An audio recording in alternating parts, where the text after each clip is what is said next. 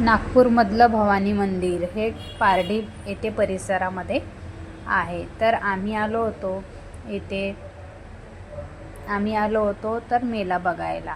मंदिरामध्ये दर्शन तर आधीच झाले होते, तर आम्ही तिथे मेला बघायला आलो होतो. मेल्यामध्ये असं वेगवेगळे पाळणे, आकाश पाळणा हा बंद होता, कारण की बंद या कारणामुळे होता की तिथे चिखल पाणी खूप आला होता. पाणी आला आणि चिखल झाला, त्या कारणामुळे तिथे बंद झाला होता. तर बाकीचे झुले तिथं सुरू होते. तर बाकीचे पाळणे वगैरे आम्ही फिरत होतो, तिथे पाळणे वगैरे पाहत होतो.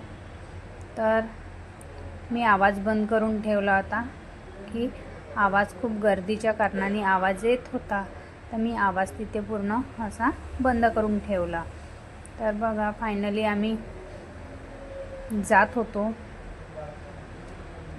गेले ना, आणि तिथे ह्या याच्यावर बसलो, ट्रेन गाडीवर, माझा मुलगा, मी.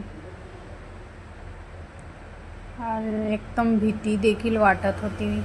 इथे लाइटिंग वगैरे, ह्या ताईनी इथं स्टॉल लावला होता नाश्त्याचा, भेल वगैरे, पाणीपुरी.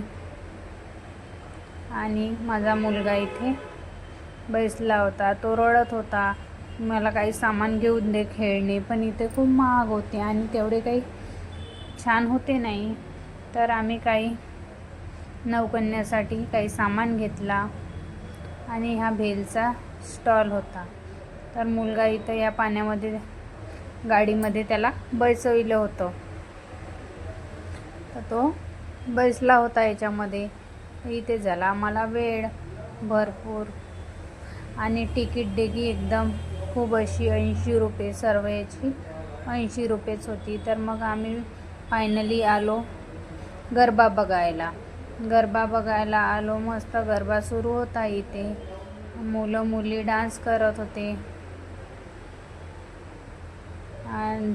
होते आणि गर्दी पण तिथे भरपूर झाली होती. थोडा वेळ बघितला, जास्त वेळ तर बघितला नाही, कारण की रात्र खूप झाली होती तिथे. मग गरबा पाहिला थोडा वेळ आणि फायनली निघालो. देवीचं दर्शन केलं, तिथल्याच देवी बसली होती, दर्शन केलं. देवी तर एकदम सुंदरच अशी, आणि मागे तिच्या असं वाटत होतं की सोन्यानेच बनवलं आहे पूर्ण छत. तर बघितलं. माझा मुलगा 10 वेळा व्हिडिओमध्येच येतो म्हणे.